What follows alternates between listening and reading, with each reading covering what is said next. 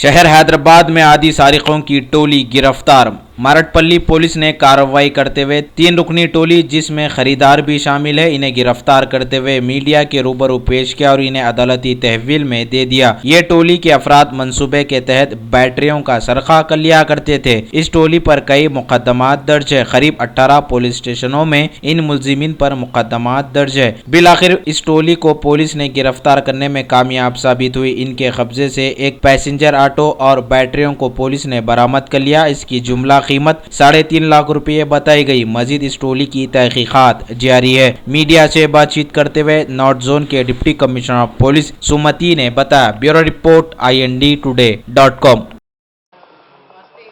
गिरफ्तार किए उसके हिसाब में और उसका रिसीवर जिसको सेल कर रहे हैं प्रवीण बोल के कैसा उसको भी करे कस्टडी में ले चुके हैं। पूरा 92 बैटरीज अभी तक रिकवरी हुआ। ये पूरा 18 पुलिस स्टेशन में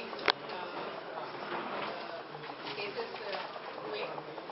दे हैव बीन ये ऑफेंसेस तो वन इसमें एक भाई वाजिद बोल के 2010 में आसिफ नगर से अरेस्ट हुआ था। उसके बाद तो ये पूरा बाहर है, किसी के नजर पे भी नहीं है।